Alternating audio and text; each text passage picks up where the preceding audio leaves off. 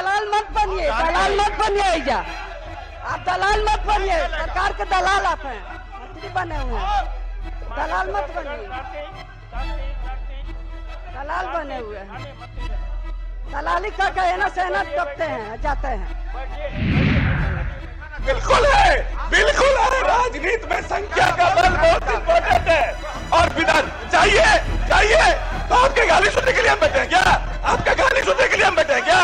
नमस्कार, आपके साथ मैं रोहित कुमार। बिहार विधान परिषद में जो है बिहार सरकार के मंत्री अशोक चौधरी और राबड़ी देवी के बीच में तीखी बहस देखने को मिल रही है। आपको बता दें कि अशोक चौधरी को 2 दिन पहले राबड़ी देवी के द्वारा जो है दलाल शब्द जो है सत्ता का दलाल कहा गया था, और उसके बाद ही आज जो है अशोक चौधरी इस बात पर अपनी बात रखने के लिए खड़े हुए तो उन्होंने राबड़ी देवी पर जोरदार हमला बोला। उन्होंने कहा कि आप लोगों की गाली सुनने के लिए हम नहीं पहुंचे हैं। क्या कुछ कह रहे हैं अशोक चौधरी और किस तरीके से तीखी बहस हुई है राबड़ी देवी, सुनील कुमार जो कि आरजेडी के एमएलसी हैं और अशोक चौधरी जो कि एमएलसी हैं जदयू की तरफ से और सरकार में मंत्री है, उनके बीच में सुनवा रहे हैं आपको।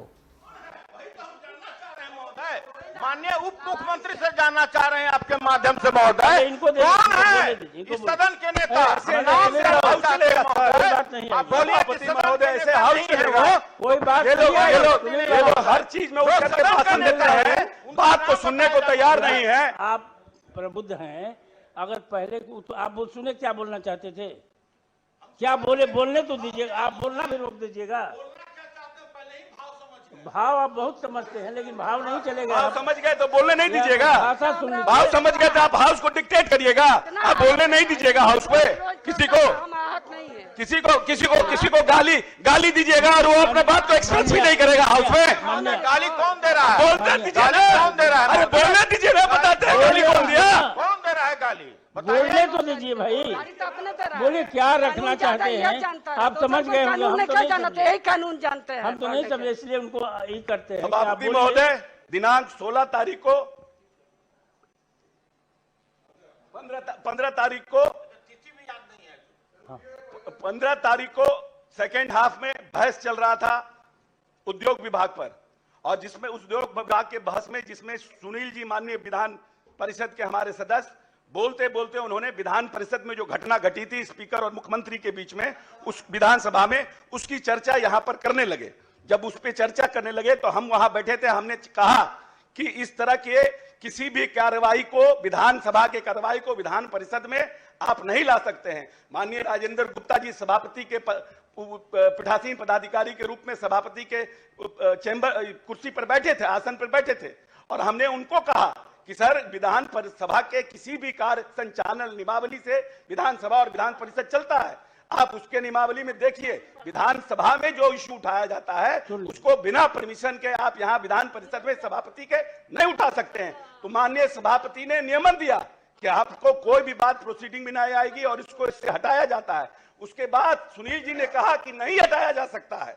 एक तो सभापति के आसन को चैलेंज करना, हमने आसन पर नहीं बोला महोदय। मेरी बात आप जवाब दिए, आपको मौका मिलेगा, आपको मौका मिलेगा जवाब देने का, जवाब देने का मौका मिलता है।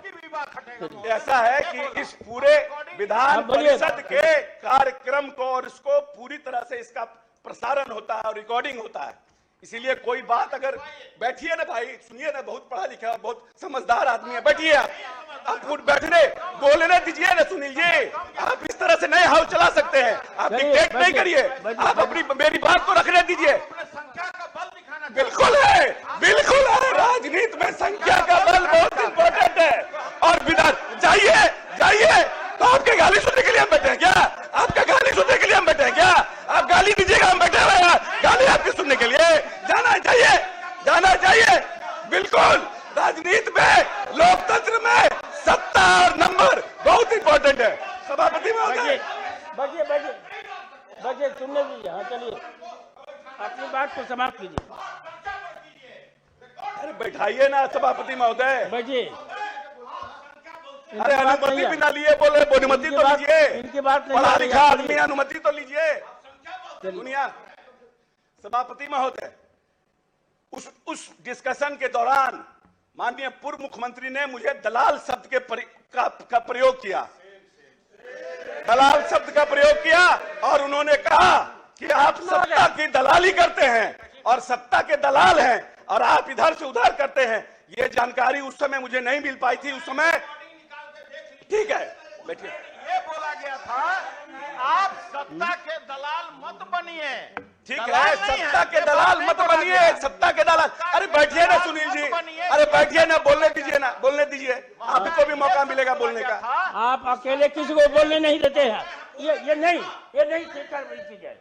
बोलने दीजिए, बोलते हैं तो कोई बात समाप्त करने दीजिए। सत्ता के दलाल के शब्द का प्रयोग किया गया, लेकिन नहीं, हाउस बात होने में दीजिए। सभापति महोदय, हाउस में क्योंकि इतना हंगामा हो रहा था उस समय हमने इस शब्द का हमको सुनाई नहीं दिया, लेकिन दूसरे दिन पूरे सोशल मीडिया में और पूरे जगह इस बात की चर्चा हुई और सोशल मीडिया से पूरा समाज, जिस दलित महादलित समाज से हम आते हैं, वो आहत हुआ। और माननीय नेता ने जिस तरह से बड़ी बड़ी बात तो करते हैं राजनीतिक दल के लोग कि हम अति पिछड़ों और दलितों की राजनीति को ताकत देना चाहते हैं, लेकिन उनके लिए शब्दों का किस तरह का प्रयोग करते हैं। और हम आपको बताना चाहते हैं, ब्रोकर का मतलब अंग्रेजी में क्या होता है। A broker is a person whose job is to buy and sell shares for money और गुड्स फॉर अदर पर्सन। एक दूसरा, go between, if someone acts as a go between, they take message between people who are unwilling to meet each other.